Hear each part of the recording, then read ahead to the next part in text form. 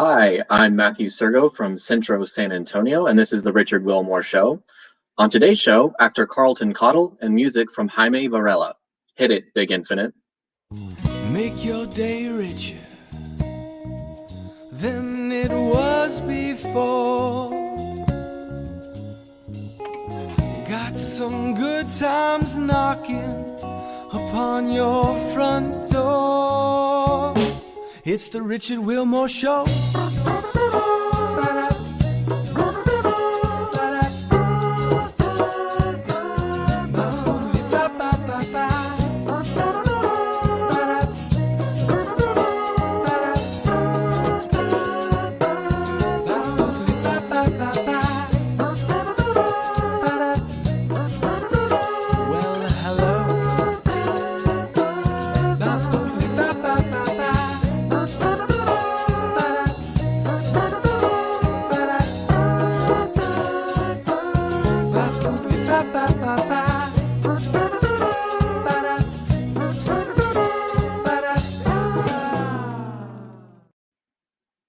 And now here's Richard.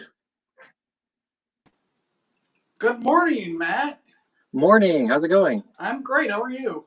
Good, doing well. Good. Tell everybody what you do over there at Centro San Antonio and what even is Centro San Antonio.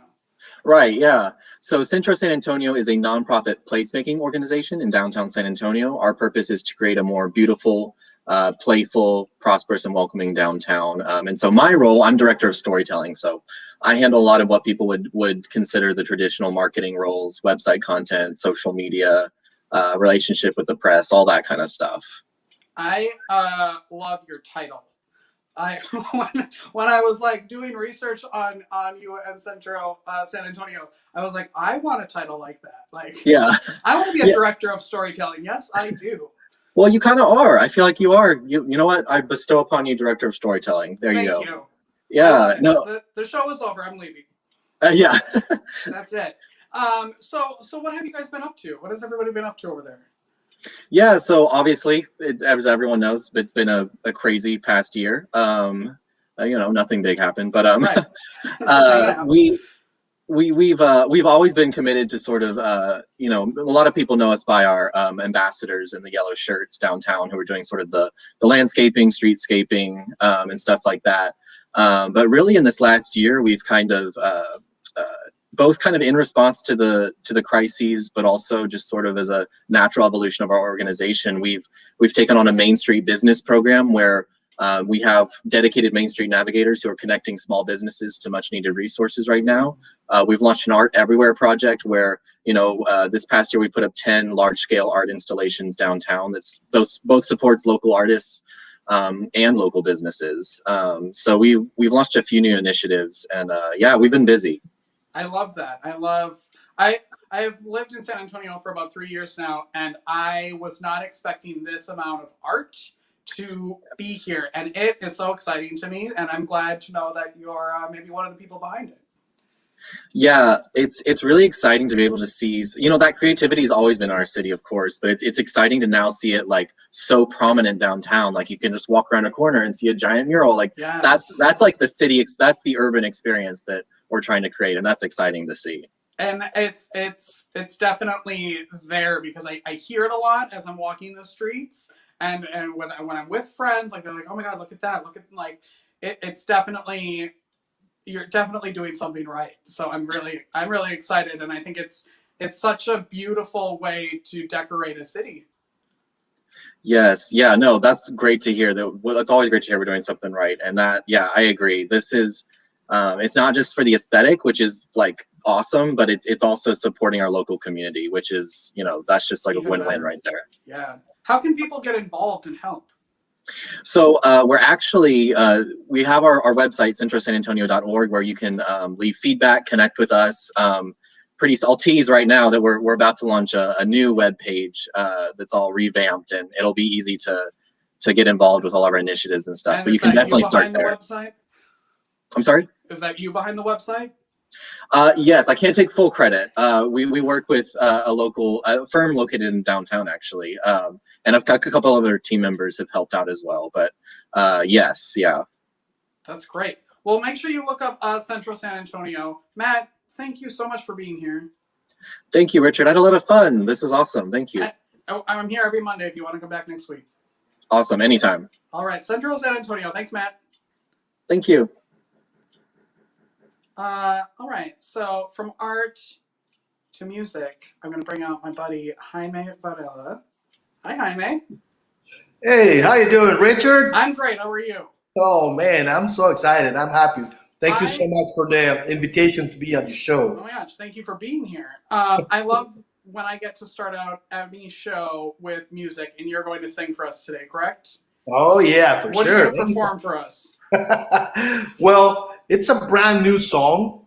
It's a song that I wrote like a couple of years ago, but I finished it up last year because of all this crazy. You had some time on your hands, yes. We had a lot of time, yes. and but it's a song. It's called the TX Blues. Ooh. Right?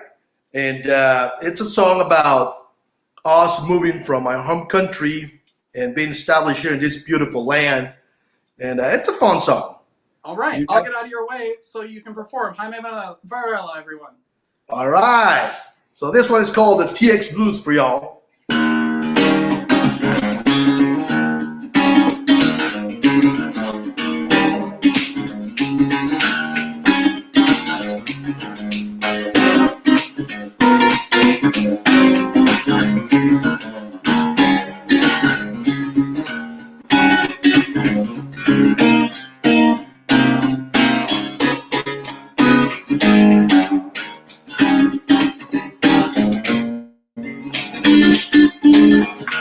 Moved to Texas on the winter 2017, that is. Don't you know what to expect? Living my home nest. Sing along to TX Blues. Lost Blues is moving fast. 80 miles on the 35. Austin cradle of the blues. San Antonio cultural brew.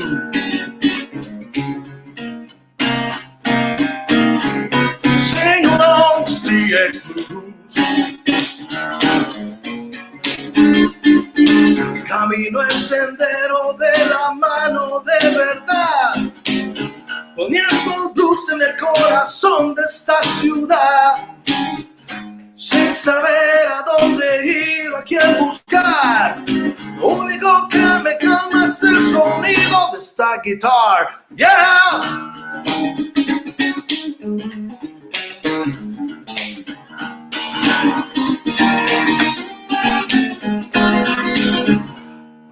Told me, oh yes, son, don't forget to call me home. I get homesick sometimes, just sometimes. I'm also waiting for some cold one. Sing along, TX Blues.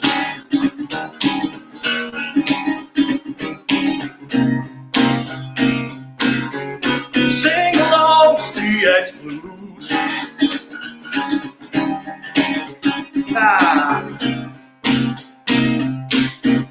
Sing along to TX Blues. Yeah.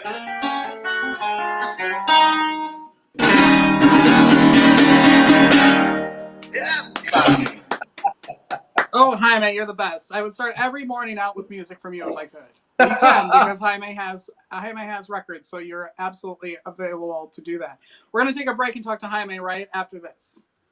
Balls. Funny name, serious plant power, healthy whole food goodness in one single bite. Wineria SA. Let's enjoy some great vino together. Let's do a virtual wine tasting, enjoy exclusive artisan wines, and join the club. Neon Castaway. Handmade accessories for a colorful life. Teenis. Handcrafted, farm to cup, organic, quality. the Classic Theater, creating excellent theater in San Antonio, Texas that is relevant, diverse, entertaining, and transformative. Oh my gosh, my extra large head wasn't fitting in the camera before, so I had to fix it during the commercial break. Jaime, good morning.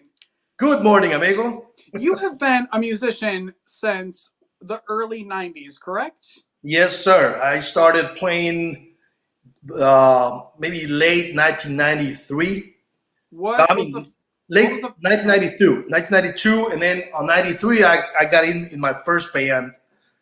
And, back then it was, I was so much into the heavy rock, punk, and all that scene. And what was the first instrument you picked up? The guitar? Well, it's a fun story because I play guitar because of my father. My father used to be a guitar player, and so my grandfather as well. So in the first place, I didn't like the guitar. I wanted to pick the drums, but my father told me, "Hey, if you're gonna play one instrument, that's gonna be guitar because you're gonna be playing like me and your grandfather." And I was like, "I don't like guitar." So I started getting some like 2 or 3 months of guitar lessons, and I just fell in love with the instrument. So I picked up the guitar first, and then I picked up the mandolin because my grandfather used to play mandolin as well, and that's why I play a little bit of mandolin too. Wow. What kind of place is your favorite like venue to play at? Because you are like, I've never seen someone who can rock out. Like, I always call Jaime a rock star because he's in like 12 different bands, and he can play in a hospital room and create a concert where people have like we're doing fake lighters and people are screaming, or I mean, you can be in front of hundreds of people. What's that like to have all that energy coming at you at one time? That's a wonderful question, man. It's just, I don't know if I have the answer for that because every single venue and every single situation, it's different. I mean, I can tell you, hey, I love playing theaters because I've been so blessed to be available to play theaters in my home country, to small audiences, to huge crowds, stadiums, and all. But I can tell you something about what you mentioned, which is playing at a hospital for patients. It's something that I've never, ever did before, and it gets me nervous. Every time I play, nervous. I get nervous every time I play. Wow. I can help myself but that. So, but within the first 5 or 10 minutes of playing, you just, let it go and everything's cool. Mm-hmm. But as you know, when we play for patients, it's like you only play for 5 minutes for those patients, or maybe 10. So you're still getting nervous. You still are nervous when you leave the room. So it's like, oh. But I can tell you, playing music is such a wonderful thing. It's a language that everybody can listen to it and enjoy. And for us musicians who are able to do is something you can't describe. So it's I just can't answer which is my favorite. I mean, I love playing everywhere. I just played yesterday. I just played in front of a lake. So it's like, what? No stage, no lighting, nothing. Just me. You had people though, right? You weren't playing for the lake. You were playing for people. I was playing for an engagement party. Oh, fun! That's so fun. Yeah, I mean, I just love it. I love music. It's literally the first thing I do when I wake up is I turn on music, and that's how I start my day. And that's why when I do this show, if I can start it off with music, I do, because I think it's such a great way, like it's such a good kickstart and such a good, I don't know. I love the energy that music brings. And so I'm glad that you could be here to do that with everybody. Oh yeah, for sure. You've released 18 records in El Salvador. Well, that's more or less the number. It could be a little bit more, but the thing is that I'm still working on trying to get all those records, because some of them are full CDs and some of them are like singles for different singers. And my memory is so bad. I haven't been in my country since I moved here. in 2017. So I'm planning to go maybe this year and trying to collect all those recordings. And yeah, but more or less it's like 18, maybe 20 recordings between full albums for with the previous bands that I've been, and also singles that I've recorded for some solo artists over in my country. Yeah. What's the difference in music making between here in the United States and El Salvador? Well, right now, you know, back in the day, I could tell you there was a huge difference, especially in you know, the big studios that, you know, you only can find them here in the United States.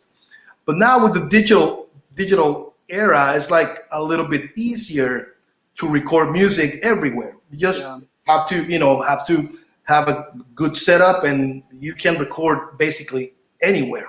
Yeah. But back in the day, you know, a lot of the recordings that I have are in a local studio in San Salvador, and I had the blessing to record in South America. I recorded in Venezuela in a huge studio. That was an amazing studio, and I recorded in Guatemala, which is another country in Central America. But the studios that are over here, oh my God! I mean, you have incredible amount of equipment, and there are more resources here in America. But now with the digital area, that gap is getting a little smaller, right? Yeah.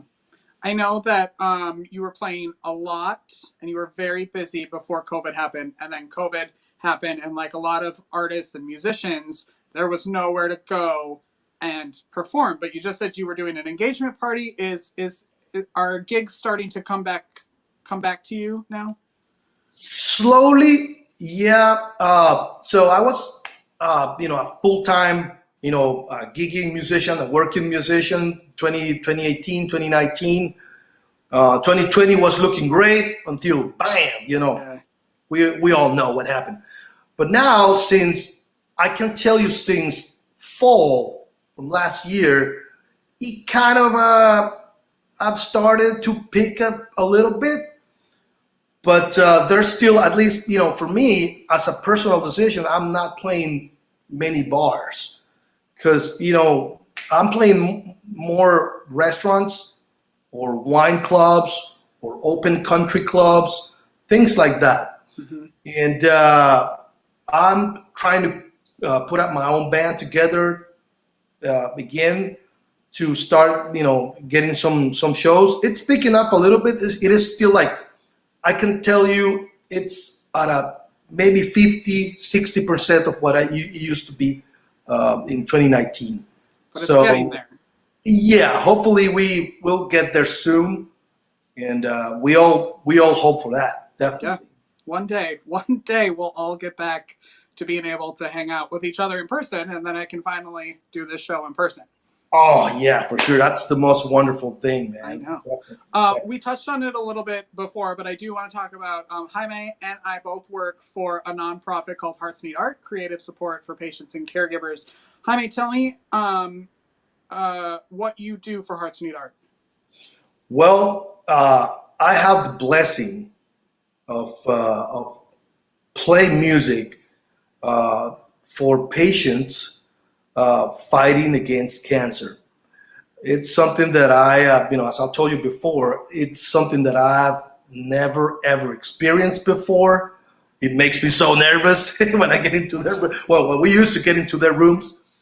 But it's something that is so much special, so much rewarding, and just to, you know, to try to help people through art, not just music, because we, you know, as anyone know, we have music, we have art, we have writing, we have all these art expressions within Hearts Need Art, and those expressions helping all these patients, it's something just magical. You know, I would do this like anytime, and that's the goal, right? You know, and but it's definitely something unique What's the not craziest, but what's a song that a patient has requested that you were shocked by and then were able to play, like some crazy like rock song or something that you were like, oh my gosh, I'm about to play this inside a hospital? Oh my God, that's a good one, man. So normally when, we are in a hospital, we normally tend to play pretty much laid back stuff, a smooth kind of music. We are with our acoustic guitars, wonderful. But then there was this one beautiful young patient. She requested me a song from a metal band called Slayer. Of course. I was like, what? I used to listen to all that stuff, but I was so surprised she wanted to listen to that. I was like, oh my God. I tried to play it on an acoustic guitar, but it was, impossible. And at a volume that's not going to wake up the entire floor. Yeah, man, for sure. But that was the craziest request I've ever had at the hospital. Definitely a song from Slayer. It's a metal band. Oh my God, that was crazy. But he did it, of course, because he's Jaime and he is a rock star. Hey, I used to play that kind of stuff during the very early 90s. So I was like, oh, the song must be around here. Let's go. Yeah, let me get it. Let me find it in my brain and then I'm on it. Jaime, what's the best way people can support you right now? All right. So I have my last recording. It's on all digital platforms. It's a record called Gracia Activa, which in English it would be Active Grace. And it's on Spotify, it's on Apple Music, it's on all those digital platforms. If you want to support me, just download the record, listen to it. It's all instrumental guitar. It has electric, acoustic guitars, it has banjo, it has mandolin, and it has, different kind of music genres over there. I played some funk, I played some bluegrass, rock, blues, you name it. So if you want to listen to some good instrumental guitar, help us out and download the record. And also if you can just take a look up social media links and share the love, as you say. Yes. That's his Instagram down there at the bottom of the screen. Yes. I know you're starting to do some social distancing gigs. Do you have anything coming up that people can come see you live? Yeah, actually, I have a show in Bernie next weekend. It's a wine bar in downtown Bernie on the main street, and then I'm playing the Joshua Creek Ranch on Saturday. It's a big country club. I think it's open to the public, and then I'm gonna be in 2 weeks, I'm going to be at Tapatio Springs, which is the George Strait's Resort in Bernie. That's a very cool stage. We play 4 hours of full. I play a little bit of everything. I love that stage because I play mostly jazz, instrumental guitar, but I can play some of my favorite acoustic songs, and it's a very dynamic show. I love it. And then in March, I've been booked to play in Austin, so I'm gonna be at the Congress Avenue in Austin. That's gonna be a wonderful show. That's exciting. So if you wanna see, I post all my shows on my social media. I have Facebook, Instagram, and Twitter. And if you wanna support, just come by and say hi and just listen to some music. So check out his social media. His Instagram's right there. Jaime's always posting where he's at. Jaime, I'm so thankful to know you, and you're an amazing person, and I am so happy that you got to join me today. Oh man, thank you, Richard, so much for the invitation. I'm so excited and so happy to be here, sharing all these stories with you. We work together for Hearts Need Art, but we're also friends, and I really, really appreciate you taking the time to, having me here, and I'm here anytime you need, man. Me too. Every Monday. You and Matt can come back. Matt already said he wants to come back. It's every week. It'll just be the three of us. We'll start our own show. I can do the intro for the show, Hey, thank you. I'll take you up on that. Jaime Varela, everyone. Thank you, Jaime. We will be. Have a wonderful one. Thank you. Thank you. We'll be right back after this. Lick Honest Ice Creams. Know what you're licking, y'all. Made in Austin, Texas since 2011. Unique flavors inspired by what's in season locally. Go Vegan San Antonio, a vegan comfort food truck located at The Block in San Antonio. Rebel Designs, handcrafted sterling silver jewelry designed by Shelley, inspired by nature. The right fit, style, makeup, and fitness, taking the stress out of getting dressed. We're back, everyone. Hi, Carlton. Hey, how are you? I'm good. How are you? Good. I was so nervous that there were technical difficulties and that you weren't going to join us today, but you made it, and that's all that matters. Right. Let me get a little more volume on you. Hold on. Sure. I'm sorry with my hand in your face there. There you go. Okay, There I we can go. hear you. All right, good. You've been an actor for like 6 years, correct? I have been, yeah, about 6 years. That's right. What did you do before that? You have had quite a history. Yeah, I really have. So radio, my career was military. I put it that way. My career is military. My background is military. I actually retired out of Lackland, so I was a San Antonio for a while resident down there. And but yeah, I did that for the majority of my life. But for all of that time, I still did other things, and I think it prepared me for acting. I didn't see it at the time. I didn't know it at the time. But all the security jobs and all the radio jobs and all the jobs that that you pick up along the way, because military doesn't pay you enough sometimes. But I love my job. Don't get me wrong, and it was a pleasure to serve the country. But ultimately, I picked up jobs along the way and didn't realize how much of that was going to be used every single time I get a script in my hand. And so, yeah, I had a little bit of that. I wound up retiring out of the military, going into public education. I taught school and for a little while. And then after that, fell into this. And I'm so glad I did. I bet. How did you fall into this? Well, I was a barbecue judge at the Austin Rodeo. Of course. There as a radio personality type of thing. And a guy walked over and said, "Hey, do you guys want to be extras on Sunday in my movie?" And I said, "Sure. I've always wanted to do that. That's my childhood dream, was to be an actor in films and TV. But how do you do it? Right. And I'm no longer a young man anymore. I'm at this point, I'm in my 40s when he approaches our table. And I said, "Sure, I would love to be an extra and just be on set and see what that feels like." Oh my gosh. I got on set as an extra. It wasn't long after that, he pointed at me and said, "Can you act?" And I think those words changed my life, because I said yes. And Sure. Dana Glover is his name. Danny Glover's relative came over. He was directing and producing, and he said, "I got the part for you. Our guy didn't make it today to set. You fit his jacket perfectly, and you now have a role in a film called The Perfect Stranger." And it just, from there, I mean, it just literally took from there. Yeah. And I'm not saying I didn't ever do background work. I did a lot of background work, and I still love every bit of that. It's part of my history, my journey. And I think you should do that, especially if you want to try this out for your dreams. Go there first. You learn so much about the technical side of working in film and TV shows. So I started off there. And I got a role, and then after that, the phone started ringing. I got me an agent, and of course, that just expanded to other states, and ultimately from California to Florida. So everywhere, yeah. Isn't it weird how life works?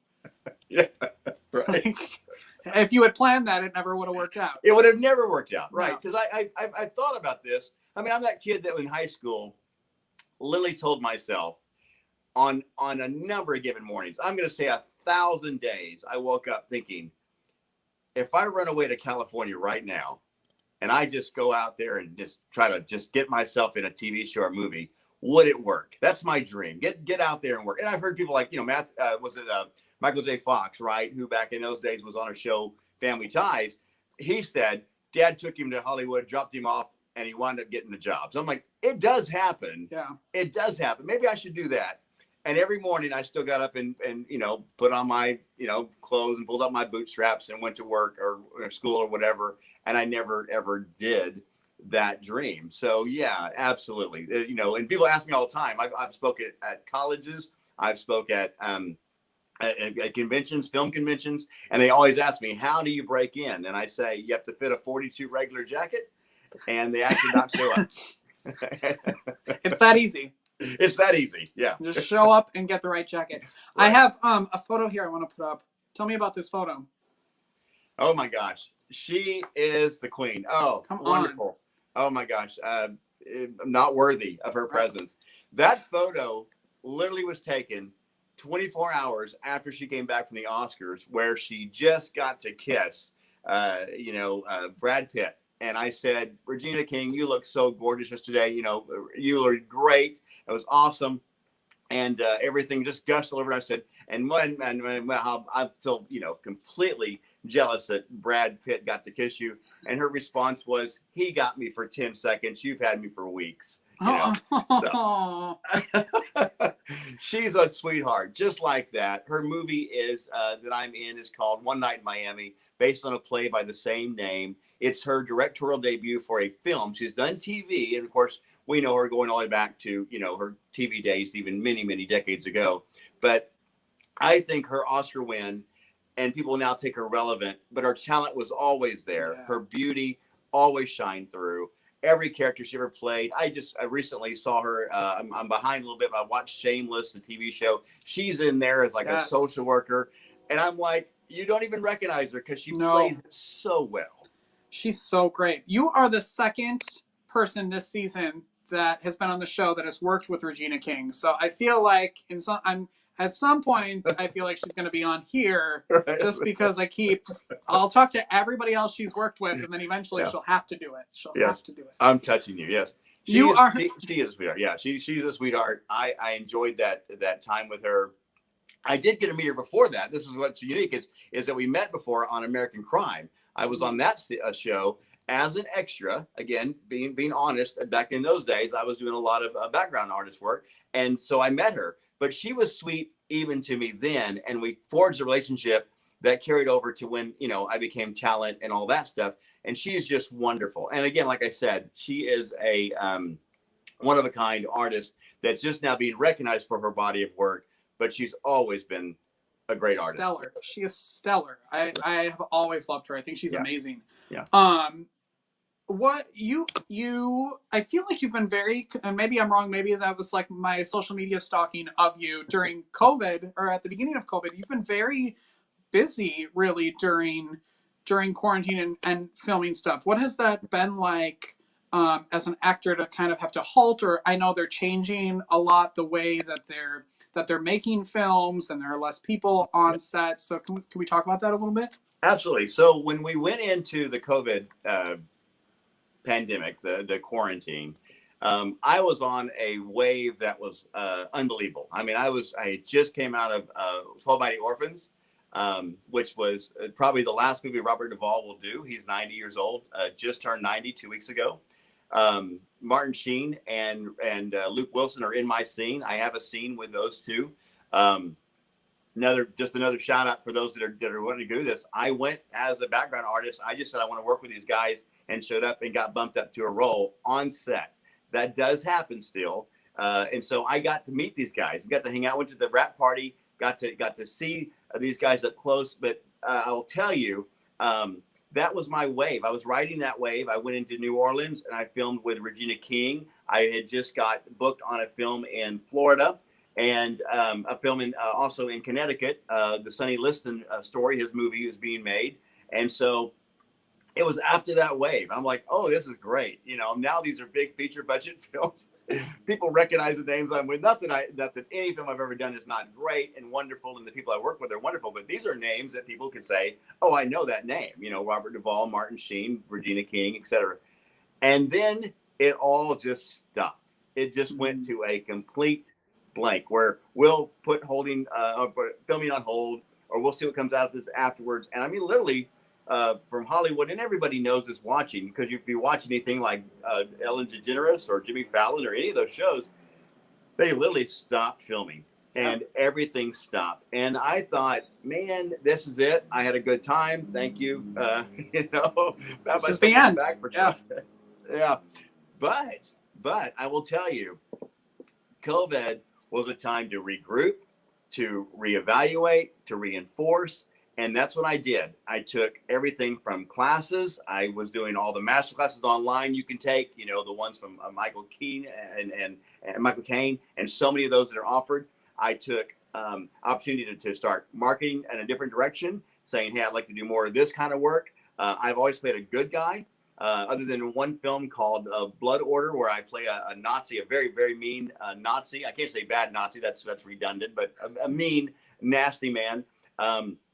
And so I thought, I want to work on that side too. Maybe I'll come out of this with a bigger the genres, maybe some other films like horror films, and maybe come out of this also with a better understanding of myself as an actor. So I really took those few months to work on me and on some marketing things. And it has paid off, again, just spades. It's paid off so well because now I am solidly booked out for months in advance. I have and I'm a character actor. Let me tell everybody that's watching, so if they don't know me, I'm a character actor. So I've had very little opportunity to be a lead actor in a movie. I've had a couple of independent films offer me, you know, kind of a big part, but I'm a character actor. So I'm on set typically for a 3 or 4 months film. I'm on set for maybe a week. I do my part. I play the doctor, the police, or whatever, and I leave. So I can book a lot of films out. And that's why when you hear someone like an A-lister say, I'm doing 2 films this year, I did a big film, they mean they were on set for 4 months, you know, in Antarctica filming. That's not my life. My life is usually about 4 or 5 days, and then I'm done, and maybe I come back for a couple. So right now, being booked out, again, with films all over the country and one out of the country, and coming out of that COVID, matter of fact, the first job I did after COVID was an Australian film. Wow. So that's pretty cool to come out of that and already being booked solid with commercials and other things. But right now, I sent you my little list of current things I'm working in, and then your little list of like 20 things. Yes. Yeah, it's quite a list. I think there's 27 projects total right now.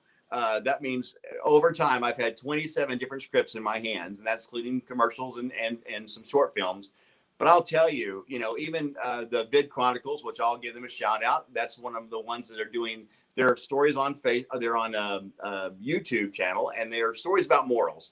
And I've got a film right now with them where I play a racist cop, and it's right now trending at 8.3 million have viewed it. It's been rebroadcast on many TikTok pages and all that, and doing very well. So even those small projects that you think, I wonder what this will do for me, has done wonders, because that led to Mr. Officer, which that role was offered first to a gentleman named Jake Busey.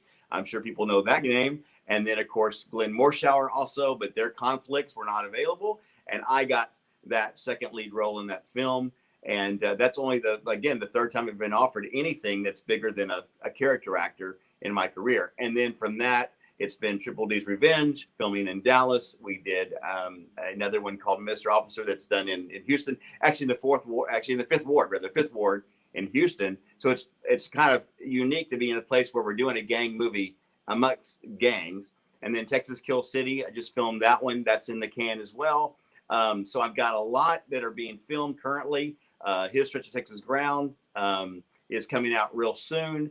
Vecinos, that's a good one. It was filmed in San Antonio mostly. That's based on a play by the same name. It's, of course, that's in Spanish, means in English means neighbors, and that's coming out real soon. So I literally have so much going on. I can be just, again, thank the Lord, you know, all the blessings that I have. But I mean, I'm telling you, man, it was a wave that I was riding. We went into COVID. We came out of that. All these testing, you know, I've had so many things up to my nose in the last few months. It's not even funny. I stopped counting at 20. I thought it was funny at Facebook to start counting them at first, but when it gets past 20, it just becomes redundant. But yeah, I've had over 20 COVID tests. On some shows, you have to test every single day, the day before, to get a pass. And so that's one of our new procedures. But like I said, when you look at all of these things that I've got coming out in theaters, which Well Mighty Orphans and the one you mentioned, One Night in Miami, and these things coming up pretty soon in theaters, and then now working, I'm just feeling so blessed. And even just to have this opportunity to be here with you, this is what it leads to. You know, nobody wants to know about a school teacher in New Braunfels, Texas. Nobody. I do. You know, I do. There you go. That's why I booked you. I just wanted to talk about curriculum for a little bit. That's all I wanted to do. Right. Do you ever just wake up and like pinch yourself? Oh yeah, every day, every single day. This morning, my Texas agent, Lily Bankston, sent me a message and said, hey, they want to look at your sizes for, and just send me your information because we got you a commercial. That's just, who wakes up like that, you know? Yeah. And you go, wait, is it one more day of this and it's all going to stop tomorrow? I've heard actors say that my whole life. I know you have too, where they say, you're going to come and say, sir, you're done. It's over. I feel that way all the time, but I feel like there's something so much about this that I tell everybody else this: live your dream, pursue your passion, believe in yourself. We stop ourselves more than anybody else ever could. But I'm just saying, even if you just do local theater, or you do dinner theater, or you do put on your own movie in your backyard, live your dream, because those things in the backyard wind up getting on some major television show, reviewed, and next thing you know, you are doing every day what you dreamed of doing.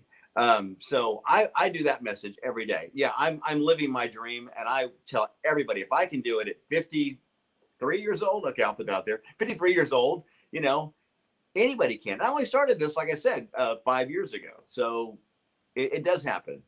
Yeah, it only takes one person to see it and to believe in you, or to give you a chance. That's all it takes. That's right. Absolutely. What are you most excited about coming up? I mean, you have a ton of stuff, so I know you're excited about all of it. But is there anything that you're like, oh my gosh, I can't believe this is about to happen?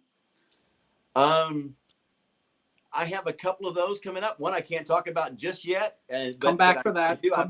I'm going overseas real soon. But I will say, I guess my most important thing that I look at that I've done recently is I love the Vid Chronicles, because they end with a moral, and that's where I live. I live in I have a moral compass that guides me. Everybody has their own direction from what they do. I believe in a God and a creator, so I have that moral compass. And so those always end with a moral, and they're short films. They're only 8 to 15 minutes long. You can watch them, in the afternoon at work, and they're uplifting. Every one of them ends with everybody smiling, and then the actors come back that played in the actual film. They come back at the end and they give you the moral. They read it off to you so that you really understand that. And it's not just all beautiful things like it's a certain religion or denomination. It's broad. I'll give you, for example, in one of my play, married man that's in love with another man and realize that I really am gay and I want to divorce that woman to go be with my other individual. So they're not just all pretty and just clean. I deal with the porn addiction in one of them, but I'm proud of that because I think that work stands alone.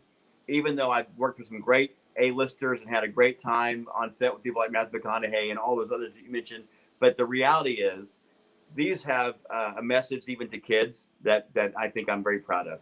Yeah, some hard and it's real life stuff. Absolutely. Yes. I want to thank you so much for being here and jumping on and talking to me today. I mean, we could probably have everybody on this show here every week. You have enough stuff coming up. You can just come back every week, give us an update. But please come back anytime you have stuff to talk about. Thank you so much. I'm glad to be here. Very much so. Thank you very much. We will be right back to give away some stuff right after this. Balls. Funny name, serious plant power, healthy whole food goodness in one single bite. Wineria SA. Let's enjoy some great vino together. Let's do a virtual wine tasting, enjoy exclusive artisan wines, and join the club. Neon Castaway. Handmade accessories for a colorful life. Teenus. Handcrafted, farm to cup, organic, quality. The Classic Theater, creating excellent theater in San Antonio, Texas that is relevant, diverse, entertaining, and transformative. Thank you everyone for watching today, for tuning in, for liking, for commenting. I appreciate all of it. I know all of the guests do. Please go support them.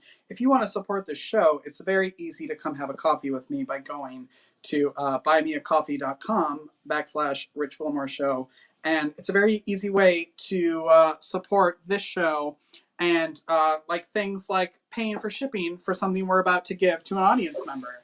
So if you watch the show and you like the show or share the show or heart the show or do whatever, just don't give it a thumbs down or the angry face, you will get put in this little crown. It's the crown of giveaways.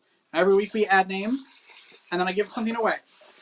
And this week's winner, you saw the commercials, so you know what you can win. is Lakin Bree. Lakin, congratulations. You win a prize. I love giving away stuff. All right, everyone. Enjoy your week. Happy Monday. I love you all. Goodbye. It's the Richard Wilmore Show.